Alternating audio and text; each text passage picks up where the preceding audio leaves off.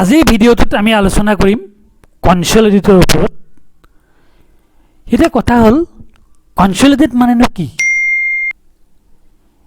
Consolidate হ'ল join together into one হ'ল, য'ত আমি গোটেই বস্তুখিনি একেলগে চাব পাৰোঁ।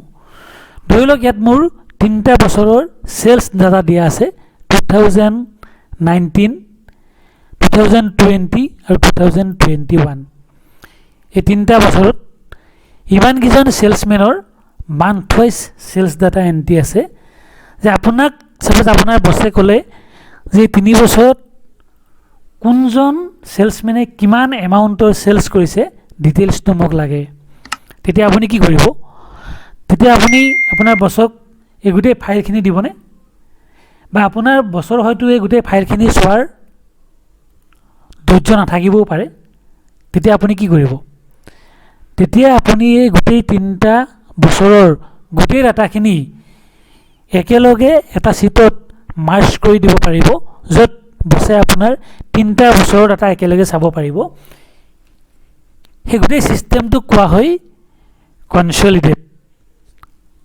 আহক আমি ভিডিঅ'টো চাই লওঁ।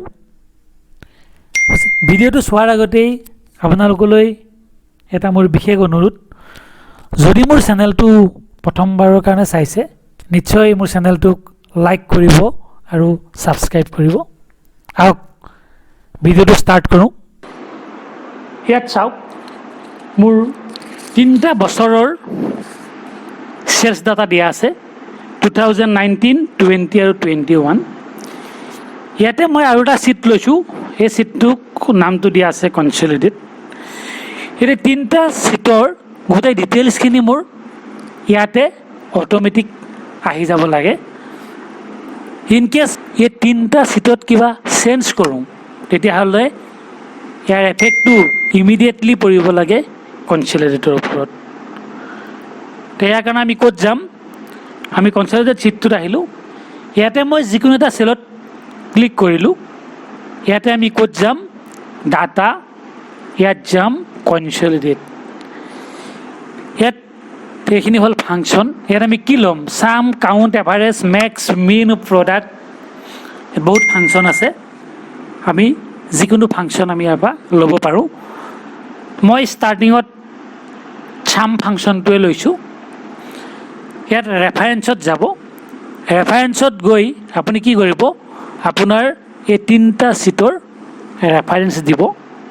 ইয়াতে মই ক্লিক কৰিলোঁ। ইয়াত গ'লোঁ মই 2019, ইয়াত মই এই পাৰ্টটো চিলেক্ট কৰিছোঁ। মোৰ ইয়াতে এড কৰিব। আকৌ আপুনি ইয়াত যাব। এবাৰ মই 2020 লৈছোঁ।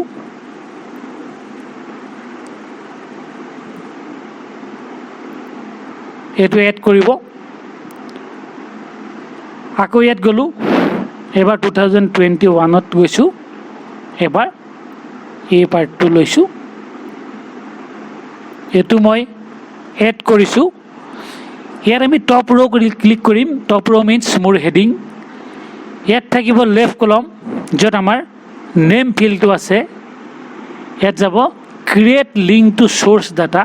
মনত ৰাখিব, যদি মই ক্ৰিয়েট লিংক টু সোৰ্স ডাটাত ক্লিক নকৰোঁ তেতিয়াহ'লে কি হ'ব? আগলৈ যেতিয়া মই এই ছিটকেইটাত কিবা ডাটা চেঞ্জ কৰিম তেতিয়াহ'লে ইয়াৰ এফেক্টটো কনসলিডেট ছিটটোত মোৰ নাহিব। সেয়েহে ইয়াতে ক্লিক কৰিব। ক্লিক কৰাৰ পিছত আপুনি অ'কে কৰিব। দেখিছে ইয়াতে মোৰ 3টা ছিটৰ গোটেই ডাটাখিনি ইয়াত ডিছপ্লে হৈছে।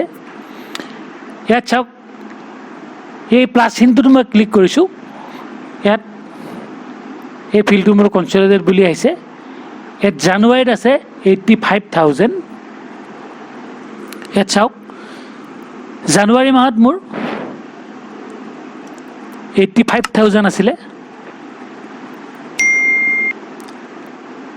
ইয়াত আছিলে মোৰ 1,20,000 আৰু 2021ত আছিলে মোৰ 1 লাখ। কনসলিডেট চাওক 85,000, 1 লাখ, 1 লাখ। জানুৱাৰী মাহত 3টা চেলছ হৈছে 2019, 20 আৰু 21 এই 3টা ডাটা ইয়াতে আহি গৈছে ঠিক আছে যদি মই কেনেবাকৈ ইয়াত চেঞ্জ কৰোঁ ছাপ'জ এইটো মোৰ 1,50,000 আছিলে এতিয়া আপুনি কনচলিডেট চাওক দেখিছে এইটো 1,50,000 হৈছে ইমিডিয়েট এফেক্টটো মোৰ ইয়াত আহিব এই গোটেই ছিষ্টেমটোক কোৱা হয় কনচলিডেট কনচলিডেট কৰিলে আমাৰ কি হয় আমি more than 3, 4, 5 বা 10, 20 যিমানেই পেজ লওঁ এই গোটেই পেজখিনিত যিমান ডাটা থাকিব এই গোটেই ডাটাখিনি আমি একেলগে এটা ছিটত চাব পাৰোঁ ইয়াৰ আমি এভাৰেজ ছাম মিন মেক্স ষ্টেণ্ডাৰ্ড ডেভিয়েশ্যন যি লাগে আমি যিকোনো ডাটা এনেদৰে চেক কৰি ল'ব পাৰোঁ যদি মই ছামৰ জেগাত এভাৰেজ কৰোঁ তেতিয়াহ'লে নিশ্চয় মই ইয়াত এভাৰেজ ওলাব যদি মই মেক্সিমাম কৰোঁ তেতিয়াহ'লে মেক্সিমাম ভেলু শ্ব' কৰিব